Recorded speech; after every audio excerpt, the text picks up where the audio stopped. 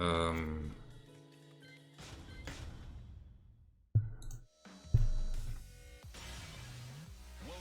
Okay, so you're Steve, right? And let's say you're playing against, okay, who's back one good against this character, right, Brian?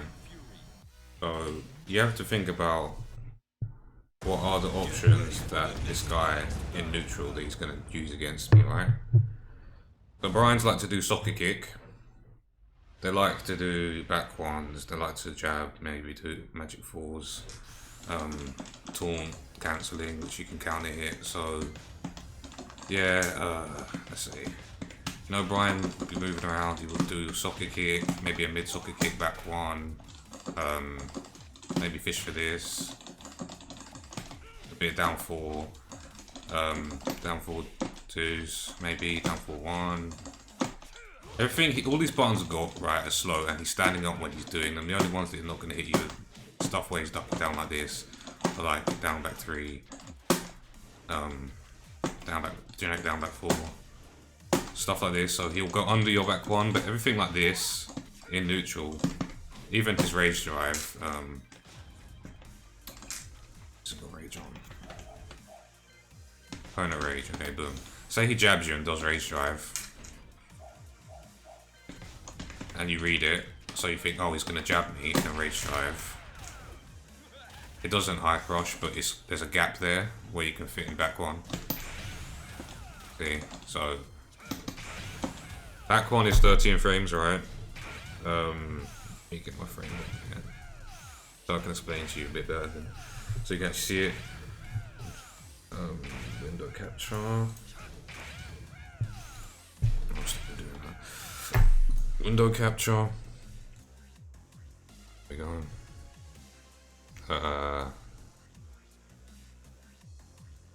Yeah. So his rage drive is 18 frames apparently, and jabs +1. So if you do the maths, it will come out in 17 frames, and because he's +1 after his jab, then an 18 frame move +1 makes it 17. But my Steve's back one is 13 frames, so who wins in this situation? Me. Bang. And even if he does stuff like, I don't know if socket kick, this works. Might do. No, you can back one that as well. So, yeah. I think, yeah, so stuff like this. If you think they're going to do a move that you can beat, or yeah, a move that they're standing up and they're not crushing you.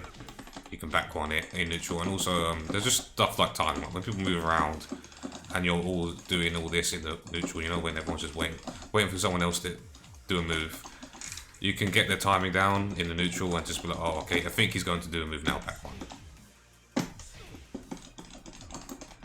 So you might be moving around for a good 20 seconds. No one presses a button, and you go, oh, I think he's going to press a button now, bang, back one. Even if it's a jab, if you beat him to the punch, you'll back one him. So, yeah.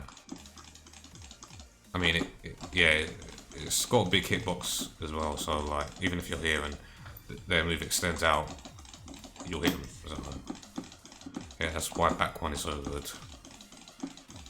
Plus, the recovery is really good. So, even if you start whiffing it, it's really hard to kill it when someone's just doing that. Downfall 2 is a bit different. If you whiff downfall 2, if you do a mid move, you're kind of going to eat it. But this one is for like, if they're going to do a move that's evasive, or they're doing a move that will go on the back one, you want to do downfall 2. Because evasive moves and moves that tend to like go onto highs tend to be quite slow. But there are obviously some, like, you know, generic down back fours and stuff that might be it, or just moves that are 16 frames and below that will evade a downfall 2 for some reason. But yeah. That's, what can you do if someone blocks that one? Okay, so I need another Steve to show you this.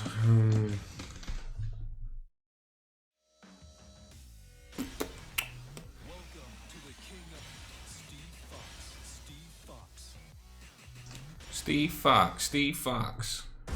Get ready for the next battle.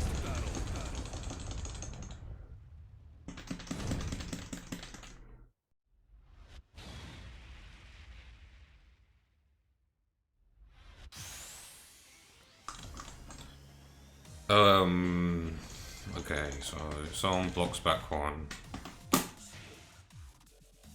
What is it on block? I'm pretty sure. Okay, apparently it's -1, I think. That bot's wrong. It glitches out when you go into moves into stance. Someone told me it's -1, I think.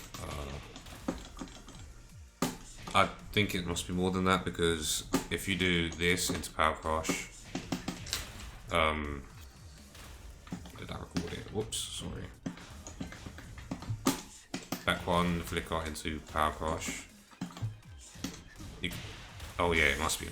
Yeah, okay, it is -1 or something. So one thing that is kind of good after back one is to do back one on block into Power Rush. If they do a move, you'll armor through it and hit them. But obviously if they duck it and then confirm that you've done it and then stand up and, duck and launch you, then, you know. Or if they just duck, anticipating the flicker mix-ups, then, you know, you're dead. But you can do flicker one, down one, but you can jab him out of this. Or like do an 11 frame so you can magic for him. Yeah, so if I try to do like my back one, maybe you can just back one mount, but maybe I did it slow. Maybe it's 13.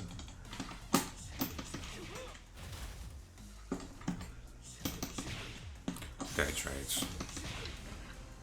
Stay again.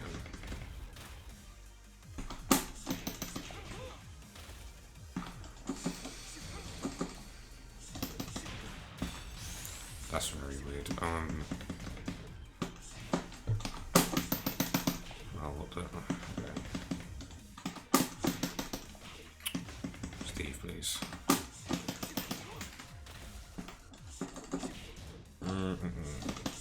Okay, so trades. I think 13 frames.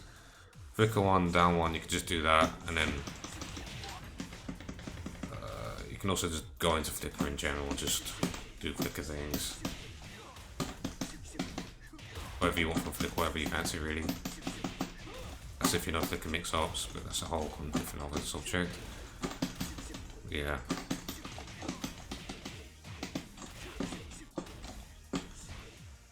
But that's the general gist of it, because it's the fastest move out of flicker.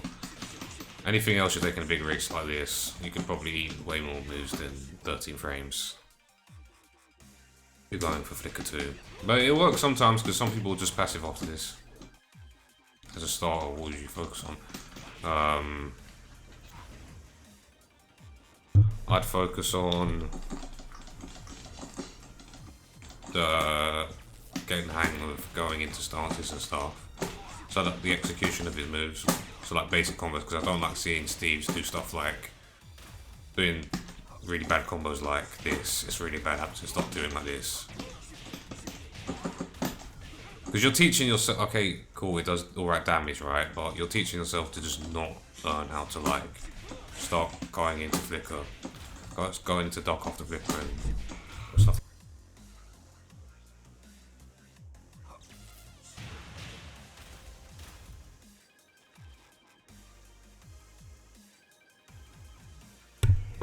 So yeah, I'd recommend doing proper combos, execution, punishment as well. Because getting used to his stances and what the stances do as well. Because the things about his stances that like, if you don't understand them, Steve will just feel really bad. Like if you just don't understand what you're supposed to be doing in Albatross or what you're supposed to be doing in Flicker, or like, what is that Peekaboo, Flicker, Albatross, Dark, Weave. If you don't understand like what moves go into these and how they work and what the moves are and what they're good for, then you know Steve, you'll struggle Steve because he's like a whole package. He doesn't have one thing apart from back one, obviously. It's not quite self-explanatory why Steve's so good, but for a newbie, just new to Steve. So you need to like learn what each stance does and what it's good for. Yeah, and you need to be fundamentally good at the game, because if you're just trying to scam people out with Steve things, then like, unless they just don't know Steve, you won't get very far, to be honest. So yeah, that's my advice.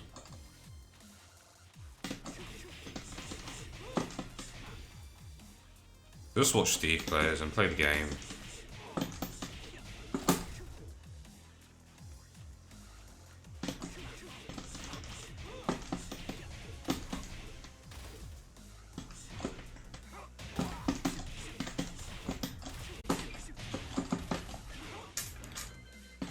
That's right, mate.